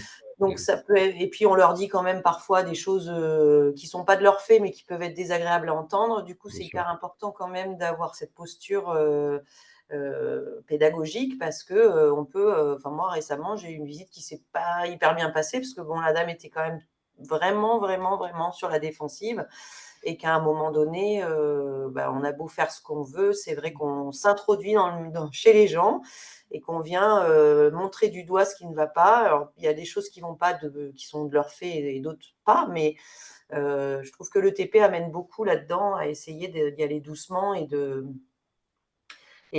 voilà d'être je sais pas comment le dire, mais de pas être culpabilisant, voilà, et de montrer tout ce qu'on peut changer. Moi, j'essaye d'insister sur les leviers qu'il y a plutôt que sur tout ce qui a été fait avant, puisque les gens ont vite tendance à dire ah bah je fais que des erreurs ou soit ils se culpabilisent, soit ils Oui. sont dans le rejet total en disant moi de toute façon je changerai rien. Tout dépend de la personnalité et de l'histoire des gens, mais voilà, moi je trouve que ça amène Et ça ils sur doivent les. déjà culpabiliser un peu en amont, déjà avant que vous veniez de l'état de santé de leurs enfants, même si on n'y peut rien en réalité. Du coup, j'imagine qu'effectivement, ils peuvent être sur la défensive, ouais, c'est sûr. Ils se sentent accusés, en Complètement. fait. Et puis si on leur dit, tout de suite que, bah, vous voyez, ça va pas du tout, ou alors, non, faut Ouais. pas faire ça, bah, alors là, ils se braquent tout de suite Bah et oui, tout le reste du forcément. discours passe à la Mmh. trappe. Donc, en fait, on a bon, bah, alors peut-être que vous faites comme ça, mais peut-être qu'on va voir que si vous voyez, si on mesure un peu le Mmh. CO2, bah, vous voyez, bon, quand même que ça c'est pas très, très, très bon. Ou voilà, on aménage, on est chez eux, on est invité, donc voilà, on fait attention. Oui, Pas de de rester à velours. sa place. Et peut-être aussi, je rajouterais de prioriser parce que parfois, on va rentrer enfin, on arrive dans des situations qui sont très compliquées et où il y a beaucoup de choses qui seraient, enfin, qui pourraient être modifiées. Mais voilà, on peut pas non plus, nous, débarquer, donner, je sais pas moi, ça d'informations aux patients et puis leur dire de se débrouiller, quoi. Donc aussi prioriser avec eux ce qui est hyper important, ce qui l'est un peu moins et éventuellement, ben, peut-être des choses qu'on aurait relevées ailleurs, ne pas les relever pour pas trop culpabiliser le patient parce que finalement, dans cette situation, enfin, dans telle ou telle situation, ça n'aura pas la même importance que dans une autre, quoi. Aussi. Essayer d'avoir vraiment une approche Après, positive, quoi, pour eux. il faut reconnaître que, bon, c'est pas, il y a énormément de logements quasiment insalubres à l'heure actuelle et que ils sont désemparés face à ça aussi, hein, parce que ils ont beau se plaindre, faire des relances, mais personne ne fait rien comme travaux. Il y a des infiltrations d'eau partout. Il y a vraiment une situation aggravante du logement actuellement, hein, de plus en plus, hein. Et c'est pas de la faute du patient quand il y a des fissures et quand les toitures, il y a des trous partout. Dernièrement, j'ai vu des écoulements bouchés. Ben, le type qui venait réparer, il a fini par leur dire, ben, écoutez, je vais pas venir tous les 4 matins. Vous achetez de l'acide et vous balancez de l'acide. Quand je suis arrivée dans ce logement, j'ai failli m'étouffer. Et là, il y avait un enfant asthmatique. Donc, bon, voilà, quoi. Et, c'est ça, c'est tout ça donc, ils sont assez désemparés, effectivement. Alors, bien évidemment, si en plus, nous, on arrive, on leur dit, il y a ça, il y a ça, il y a ça, il y a ça. Et ils me disent, mais qu'est-ce qu'on peut faire? C'est pas de notre ressort. Qu'est-ce qu'on peut faire? Ouais, ça doit être Voilà. difficile à gérer, ça, pour vous. Oui, oui, oui, oui, c'est très, très Et difficile. Oui, du oui. coup, Christelle, que j'appelle aussi par son prénom, mais vous pouvez tous m'appeler Philippe, hein, évidemment. Euh, Comme vous êtes dans un environnement hospitalier et une plateforme où il y a vraiment une transversalité, je crois savoir qu'il y a des aides, il y a des assistants sociaux. Et du coup, quand il y a des problèmes comme ça de logement qui sont en fait du fait du logement où les parents finalement ils y peuvent pas grand-chose, est-ce que vous faites le lien, vous, avec les services sociaux, au moins de l'hôpital, pour qu'ils puissent être orientés pour un changement de logement, pour des aides, etc. Alors, effectivement, on a une assistante sociale qui fait partie de l'équipe de la Villa Santé. Donc, c'est vrai que si on avait des interrogations, c'est quelque chose qui pourrait être discuté avec l'assistante sociale. Nous, on a d'autant plus mis des staffs en plus au niveau de Villa Santé pour évoquer des sujets, enfin, des situations comme ça qui pourraient être un petit peu complexes. Donc, ça permet d'en discuter et de prendre des décisions, de savoir quelle conduite à tenir, suivre en fait. Voilà. Alors après, concrètement, je ne sais pas si c'est déjà arrivé sur cette thématique-là. Je ne sais pas si toi, Anne-Sophie, tu as déjà eu cet exemple. Moi, je fais plutôt appel au service d'hygiène de la ville quand il y en a un ou aux personnes de la mairie qui peuvent plutôt comme ça parce que la plupart de mes visites, les gens sont pas forcément proches de Poitiers. Mais je sais que notre assistante sociale a vu juste avant-hier une maman d'enfant asthmatique. Donc, je ne sais pas si c'est sur la problématique du logement, mais en tout cas, le lien peut se faire. Alors oui, il se fait le lien, mais ça ne, enfin, en tout cas, pour ce que moi je fréquente au quotidien, ça n'évolue en pas grand-chose parce qu'il n'y a pas de possibilité de relogement parce qu'il n'y a pas de logement et que les 3 quarts des bailleurs sociaux sont en perte de vitesse au niveau financier et qui ne peuvent pas faire face aux réparations. Voilà où nous en sommes. Oui, vous avez Eh raison. oui, oui, ouais. Je me permets un complément. Donc, moi, c'est Élodie Boulanger. Donc, moi, j'interviens sur le secteur du Limousin, donc centre nord de la Nouvelle-Aquitaine. Et par rapport à ces problématiques, justement, de passage de relais, moi, j'ai été donc sur le département de la Corrèze uniquement. Je suis en lien avec, via le PDLHI, qui est donc le plan départemental de lutte contre l'habitat indigne. Ils ont une plateforme qui s'appelle Histologe qui nous permet de pouvoir être déclarant sur des situations effectivement de bâti malsains qui nécessitent en fait d'être pris en compte pour améliorer en fait l'état sanitaire, hein, du patient que l'on visite dans le cadre de la consultation CMEI. Et dans les faits, moi, je trouve que c'est plutôt efficace, parce que c'est vrai que nous, dans nos consultations, en fait, on passe et puis derrière, on n'a pas d'autres contacts. On va pas suivre le dossier. Et donc là, moi, je trouve que c'est un bon relais. Et du coup, après, il y a sur la plateforme, en fait, il y a tout un échange en fait de messages. C'est comme un peu un outil partagé où du coup tous les acteurs peuvent être mis en lien. Donc à la fois il va y avoir les assistantes sociales, il peut donc y avoir le PDLHI, le service d'hygiène de la ville, le patient, la famille elle-même du coup qui peut alimenter en fait avec des documents et du coup le bailleur social avec des réunions régulières. Donc il va y avoir cette pression en fait qui va être mise pour que le dossier se clôture, donc que les travaux soient faits ou qu'une solution soit trouvée pour mettre à l'abri du coup le patient face à ces expositions-là de conséquences de bâti malsains. Oui, C'est une alors, expérience. C'est une pour ta plateforme, région peut-être, hein, mais pas, Mais pas, ça, pas, c'est pas trop, pas. vraiment. Mais Oui. moi, c'est je trouve que c'est Mimosa comme vraiment un manque hein, plateforme, sur les Élodie? autres. Pardon, j'ai eu deux questions. Oui, pardon. Pardon. Vas-y, Fanny. Non, moi je disais que c'était vraiment un manque sur les autres départements parce Ouais. qu'en fait, clairement, sur les autres départements, à chaque fois, il faut trouver l'interlocuteur selon la commune, selon machin, etc. Il faut aller courir à droite, à gauche au contact. Enfin, c'est vraiment une perte de temps alors qu'au Mm. final, si on peut passer par histologe, sachant qu'on est Ouais. largement, je pense, compétent pour faire ce genre de Ouais. choses, enfin, on gagnerait du temps. Mais bon, après, c'est aussi, enfin, clairement, en Corrèze, il y a une reconnaissance, enfin, auprès du PLHI, il y a une reconnaissance du Mm. métier, quoi, qui est Oui. différente. Enfin, pour avoir échangé avec eux auparavant, enfin voilà, moi, ça m'arrive encore d'avoir des contacts parfois avec des PLHI, alors quand c'est pas géré par les ARS, hein, mais voilà, qui connaissent pas le métier. Les services d'hygiène, on n'en parle pas. Il y a certaines villes où, en fait, très clairement, entre nous, ils en ont rien à faire de nos interventions et ils les prennent pas au Oui. sérieux. Mm. Enfin voilà, il y a ça quoi aussi, hein. Mm. Donc c'est vrai que ça freine aussi comment En dire, tout cas, quand c'est mis les. en place, c'est vrai que c'est vraiment un atout pour nous Ah, et bah ça permet oui. vraiment que ça débloque des situations et ça nous décharge, nous, en fait, ce poids de se Mais dire, bon, ben, complètement. OK, moi, je fais le constat, mais est-ce que derrière, il va y avoir un Ouais. suivi? Là, c'est vrai, ça vient conforter ça. Et c'est vrai Mm. que c'est un dispositif qui a une ambition nationale, mais qui, à ce jour, n'est pas encore déployé sur tout le territoire de la France, quoi. Mais Ça après, avance Histologe est progressivement. disponible, mais par contre, enfin, par exemple, sur la plupart de mes territoires, moi, il y a Histologe, pas tous, hein, mais quasi tous. Mais par contre, nous, on peut pas signaler dessus. Et c'est ça qui est dommage aussi, c'est qu'on Parce n'ait que pas du les coup, tu n'as accès pour pas signaler. été identifié. Je pense que il faut prendre contact et puis après, en fonction de l'intérêt qu'ils portent à Bah, la s'ils veulent spécialité. Ouais. qu'on soit signalant, hein. Moi, il y a eu des Mm. endroits Mais où c'est pas le tout cas. un chacun peut signaler sur Histologe, hein. Il n'y a pas de et On c'est peut. accessible dans quasiment tous les départements, et donc ça les signalements arrivent ensuite, au niveau du secrétariat du pôle départemental, dont qui est en général géré par la DDTM, le service de l'État, direction départementale des territoires. Donc il y a une représentation un peu de tous les acteurs dans ce pôle.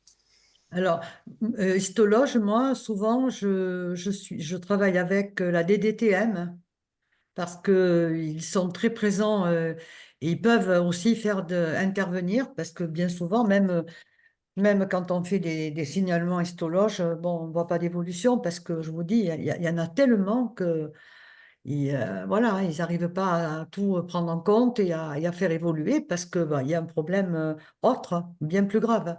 Après, c'est peut-être différent selon l'endroit où vous allez également. Il y a peut-être moins de problèmes de logement en Corrèze qu'ailleurs, par exemple. Voilà, c'est ça, c'est ça, Le marché est moins tendu, le logement est peut-être pas du même habitat c'est ça. avec les Charente-Maritime, c'est même pas la peine, hein. Ah oui, mais Ou alors il faut Charente-Maritime, vivre, j'imagine que l'habitat s'est tendu, ouais.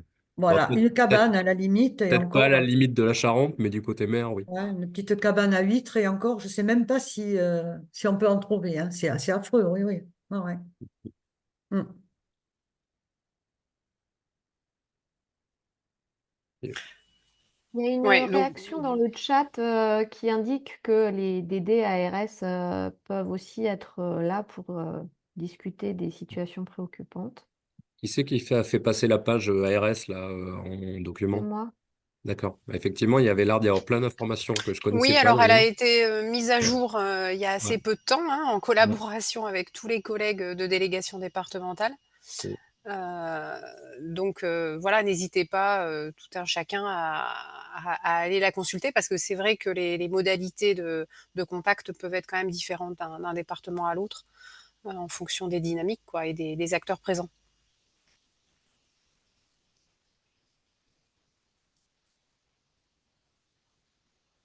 Il y a une page ETP aussi pour ceux qui veulent se renseigner sur les programmes d'ETP.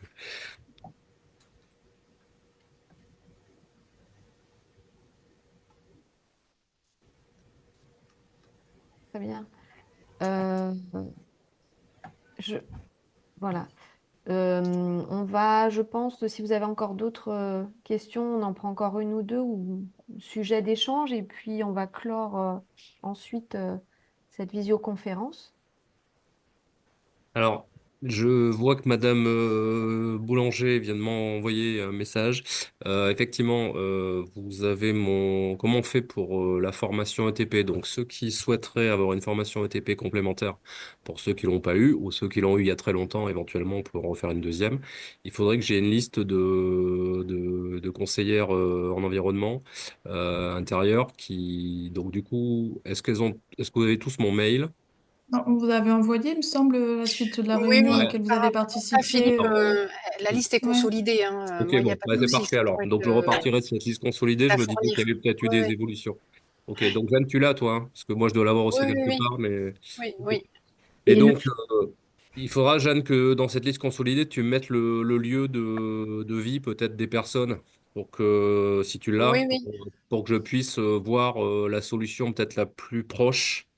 Parce que la formation 40 heures, c'est quand même 5 jours, hein, évidemment, et ça s'étale sur 5 jours, donc ça veut dire que en termes de déplacement, de nuitée, etc., ça on ne prendra pas forcément en financement ARS. Voilà. On prendra essentiellement la formation. Donc il faut qu'on voit comment on peut organiser ça. Voilà. Alors, moi, je voudrais, s'il vous plaît, on avait fait passer un questionnaire. Pardon, juste je précise juste sur les formations. On a fait passer un questionnaire aux 8 CMEI. Sur les 8, il y en a 3 qui ne sont pas formés et 2 qui voudront l'être et une personne peut-être plus tard. En tous les cas, on a également sur notre site internet un annuaire des organismes de formation par département, des formations à l'ETP. Donc ça vous permettra aussi peut-être de trouver un OF à proximité. Moi, Pardon Isabelle. On a je Isabelle, pensais on a voir aussi avec. Monsieur Tudal qui lève la main. Oui, attends 2 secondes. Juste, Alexia, je pensais, avec la liste consolidée, t'appeler et en Ouais. fonction des endroits, etc., voir comment on peut trouver des arrangements, y compris peut-être dans le cadre de notre bourse à la formation. oui, je voulais dire que là, dans les commentaires, j'ai vu que Clara Hurel de Sainte ou Saint-d'Angély voulait des documents, documents, des outils et des documents créés avec la pédiatrie. Je me disais que, ben oui, je vais la contacter. Alors, si vous avez les coordonnées, ça m'éviterait de les chercher.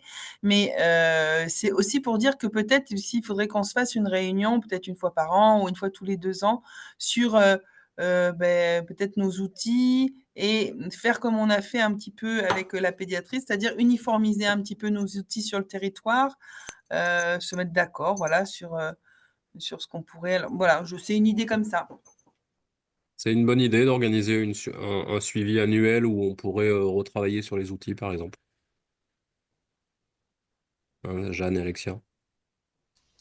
Ben, en fonction Oui, des oui, bah, je pense besoins. qu'il faut faire vivre un peu derrière, hein, C'est ça. il y a des choses en place, il y en a d'autres qui vont être intéressés, pour, voilà, intégrer à leur pratique, certaines ressources, certains outils, donc une sorte de partage de bonnes pratiques. Mmh.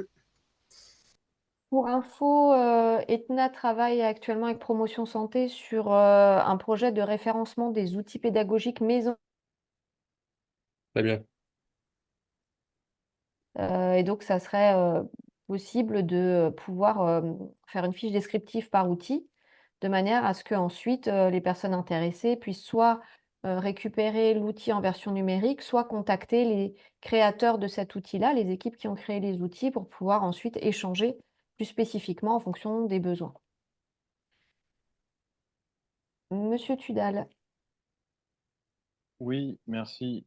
C'était simplement pour préciser effectivement, parce que moi j'ai demandé à être formé et j'en avais déjà un petit peu parlé, mais je voulais revenir dessus. C'était parce que ça n'a pas été évoqué par rapport au lien entre l'asthme, notamment chez les enfants, et le sommeil. On a parlé au début du sommeil. On t'entend mal, Bruno, hein, on n'entend pas. Là, vous m'entendez mieux? Ah oui. Oui, pardon. Oui, je voulais reparler des questions d'asthme et de sommeil, puisque bah, notamment chez les enfants, c'est un sujet qui prend de plus en plus d'importance et, et il y a beaucoup d'enfants qui sont suivis aujourd'hui pour de l'asthme ou pour de l'apnée du sommeil, mais on fait pas forcément le lien entre les deux et bah, on a quand même, je pense, vraiment un rôle important à jouer dans ce domaine-là. Moi, je vais intervenir au mois de mars sur un congrès de pharmaciens pour parler de ces sujets-là. Et voilà, ça va être une première. Hein. C'est des choses pour l'instant qui ont été assez peu abordées. Moi, je sais que Stéphane aussi, Turpin, ça fait partie des sujets qui connaît bien. Mais voilà, je pense qu'il y a, comme on parle d'asthme, il y a aussi tout ce volet-là à travailler pour avancer parce que bah, il y a beaucoup d'enfants qui sont concernés, quoi. Pour information, on a fait récemment un webinaire sur la qualité du sommeil pour les personnes atteintes de maladies chroniques. Et ce Oui, qu'il en ressortait, c'était de prendre attache auprès des centres de référence du sommeil. Il y en oui, a sur tout le territoire oui. et qui peuvent ensuite voilà, faire un suivi personnalisé. Voilà. Vous retrouverez d'ailleurs la liste de ces centres sur les ressources liées à ce webinaire sur notre site internet sur le sommeil. Mais peut-être que vous êtes déjà en lien chacun Alors, avec le site de vos territoires respectifs. oui. Moi, en ce qui me concerne, bah, je suis référent sur ces sujets-là au niveau de la Maison Bleue à Bordeaux. Mais c'est voilà, aujourd'hui assez compliqué de mettre en œuvre des ateliers, des choses comme ça, du fait que je n'ai pas cette formation et que c'est voilà, un sujet pour l'instant qui est assez peu communiqué auprès des professionnels de santé, quoi. Oui, d'ailleurs, moi, j'aimerais bien en savoir un petit peu plus, Bruno. C'est-à-dire, Ben, que tu m'expliques les rapports entre le SAS et l'asthme et le sommeil. bah, en fait, c'est que Ah, peut-être pas forcément maintenant, mais ça serait oui, bien, oui, ouais, bah, tu vois, ah, oui, oui, je comprends, mais pour faire vite, en fait, c'est surtout que l'asthme peut favoriser l'apnée du sommeil. Et donc, en fait, des fois, les enfants sont diagnostiqués parce que ils sont fatigués, etc. Et ils dorment mal et on voit que ben, ils font de l'apnée du sommeil, mais on fait pas forcément un diagnostic de l'asthme ou en tout cas, on fait pas le lien avec l'asthme. Et finalement, bah, tout ça se passe dans la chambre. Moi, quand je fais des mesures de CO2, d'humidité, etc. Dans les chambres, je laisse des capteurs pendant une semaine et finalement, tout ça paraît beaucoup plus clair, en fait. En ce qui... Alors, je vais me permettre, en ce qui concerne quand on équipe les enfants pour les apnées du sommeil, nous, en dehors du dispositif de CMEI, dès qu'un enfant est équipé de machines pour l'apnée du sommeil, on fait le point avec les parents dans un premier temps. Donc, je vais à la maison et on enlève tout ce qui pourrait déclencher des troubles respiratoires en dehors de l'apnée du sommeil, qui est de l'obstructif. Et bien souvent, on équipe les enfants en moyenne 2-3 ans, vers l'âge 6-7 ans. Et l'asthme, enfin l'apnée du sommeil, pardon, disparaît, on les déséquipe quand ils ont 9-10 ans aujourd'hui. Mais on ne sait pas si c'est l'action des parents, l'évolution de l'enfant qui grandit. Bien souvent, et on n'arrive pas à différencier si c'est de l'obstructif ou du central, si c'est une gêne obstructive ou si c'est au niveau de la maturation cerveau hein, qui déclenche ces apnées du sommeil. Aujourd'hui, on ne sait pas. Voilà. Merci. Une dernière intervention, Villa Santé? Alors du coup, moi, je voulais intervenir en tant que maman, du coup, sur l'asthme et le sommeil. Donc en effet, notre enfant, il a 3 ans et demi. Il n'a pas dormi pendant 3 ans. Donc ces 3 premières années ont été horribles pour nous. Et oui, il respirait systématiquement souvent par la bouche, avec du mal à respirer. Donc là, on a vu avec la CMEI, donc tout ce qui était matelas, le lit, tout ça, donc c'était neuf pour nous. Mais pour le coup, avec visite d'un ORL, il a été opéré des végétations, ce qui a permis du coup de réduire aussi les crises et tous les virus qui pouvaient être là. Et en changeant le traitement de fond qu'il avait, celui d'avant qui n'était pas assez efficace, grâce à celui-ci, en fait, ces 3 éléments ont pu nous permettre de retrouver un peu une qualité de nuit, on va dire, puisque ça fait quasiment 6 mois maintenant qu'il dort, sauf quand il commence à être un petit peu malade, mais sinon ça va mieux. Et on a vécu 3 ans justement, peut-être l'asthme ou pas que, on ne pourra pas, mais en tout cas très lié à ça. Et du coup, avec un diagnostic tardif, où du coup, pour le coup, nous, ça a été privé de sommeil pendant 3 ans.